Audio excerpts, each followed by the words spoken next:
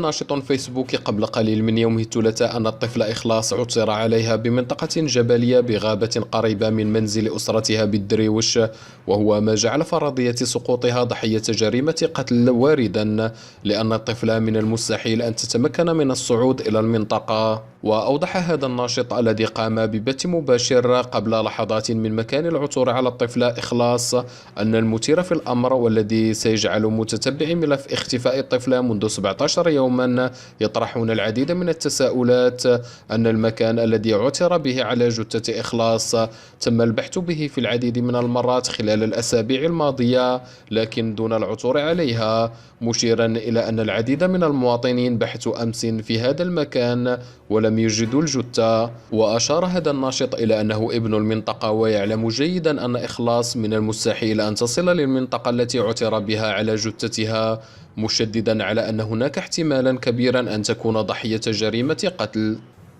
إلا أنه نحن كساكنة عين الشفاء ماريو نريد أن نؤكد على أن يكون هنالك تحقيق نزيه في هذه القضية، ونحن لن نعود إلى ديارنا حتى يكون هنالك تحقيق نزيه. نتمنى أن تعقب إن شاء الله سالمة، ولكن مع الأسف لم تكمل تلك الفرحة. وكما ذكرت في الكلمات السابقة، أي في كلامي السابق، أن إخلاص وجدت كما أخذت في المرة الأولى، وجدت ملقية على وجهها ولم يتأذى أي شيء أي طرف من جسمها.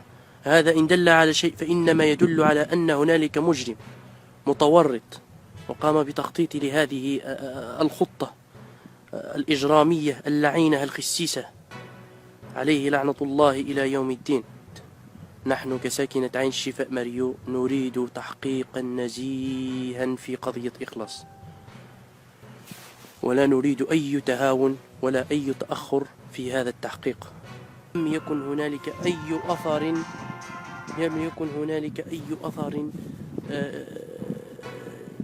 في تلك الفترة التي قمنا، أي في ذلك اليوم أو في ذلك اليوم الذي قمنا بتمشيط هذا المكان، لم يكن هنالك أي أثر لإخلاص أو أي جثة. وكما أنه صرح لنا أحد الأصدقاء من هذه الساكنة أنه البارحة أو الذي يليه قام بالليل هو وأصدقائه من هذه الساكنة بالالتجاء إلى هذا المكان وبحثوا فيه ولم يجدوها هناك بالضبط في ذلك المكان.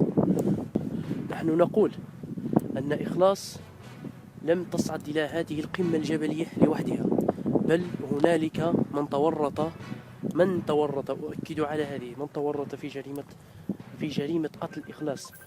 وأود أن أقول شيئا آخر،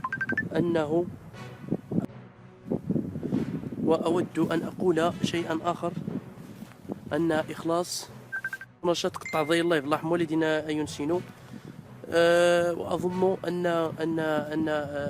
إخلاص عفوا الكلمات تليفنت، لأنه يجن معاناة الساكنة، يجن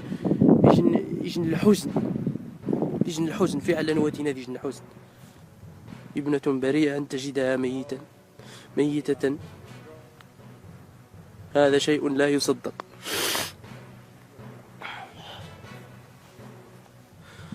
قتلتنا وقتلت فينا أرواحنا، إلى أين نحن ذاهبون بهذه الملائكة؟ من يجرؤ على قتل الملائكة؟ من يجرؤ على قتل هذه الملائكة؟ من؟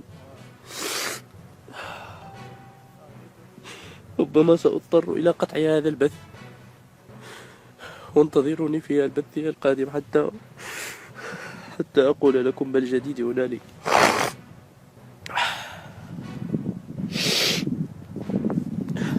على أي إنا لله وإنا إليه راجعون. نشكركم على حسن المتابعة. قناة ماروك أخبار يومية.